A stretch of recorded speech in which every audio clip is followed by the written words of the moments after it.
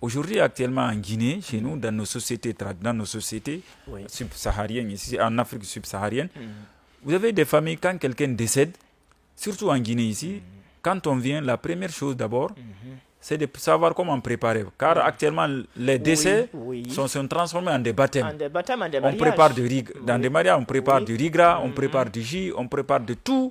Pour ceux qui viennent présenter des condoléances, la famille endeuillée, non seulement elle est endeuillée pour avoir perdu un de ses proches, mais elle est acculée à ce souci-là de trouver à manger pour tous les centaines, tous les milliers de gens qui viennent lui rendre condoléances. Et même ceux qui viennent pour présenter les condoléances sont scindés en des familles.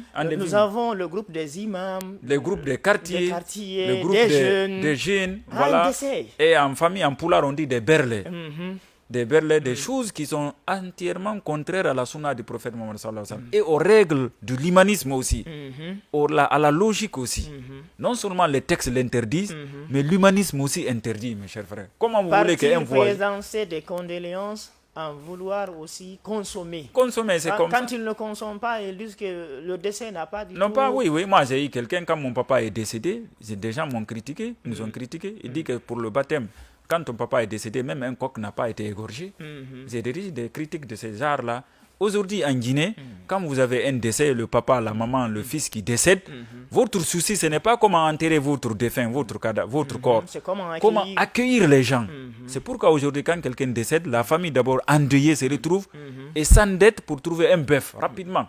Il faut trouver un bœuf. Il faut trouver 10 sacs, 4 sacs à préparer pour les gens.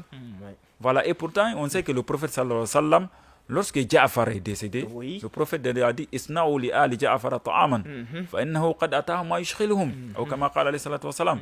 Le prophète a dit, quand Ja'far est décédé, il a dit à l'entourage social de Ja'far, préparez ses voisins, ses compagnons, ainsi de suite. Il dit préparez pour la famille de Ja'far, car la famille de Ja'far est endeuillée. C'est ce que le prophète a recommandé. Quand quelqu'un décède, c'est nous qui devons préparer pour lui. C'est les frères du défunt ou ses voisins. Voilà. Qui doivent s'organiser. Mais pas la famille elle-même endeuillée. Et surtout prendre l'héritage. Voilà, c'est ce que je voulais signaler.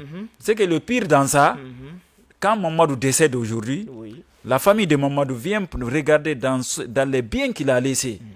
Dans son héritage, c'est là qu'on prend le prix du bœuf, on achète à manger, on achète du jus, on achète aussi des sacs de riz, on prépare ça. Ça, c'est l'argent des orphelins à consommer. Et des veuves. Et des veuves aussi. C'est pourquoi il faut faire beaucoup attention aujourd'hui. Quand vous partez rendre des condoléances, le mieux, ce n'est de pas manger. Il y a des ulamas qui disent que consommer partir manger des aliments préparés lors du décès, que c'est haram. Il y a certains qui sont partis jusqu'à dire que c'est haram. Et quand on fouille dedans, on trouve que parfois c'est haram. Si se trouve que c'est l'argent avec quoi on a fait des préparations est pris dans les biens laissés par le défunt et qu'il y a des orphelins, des enfants, des veuves, ainsi de suite, voilà, ça c'est haram. C'est l'argent des orphelins. D'accord.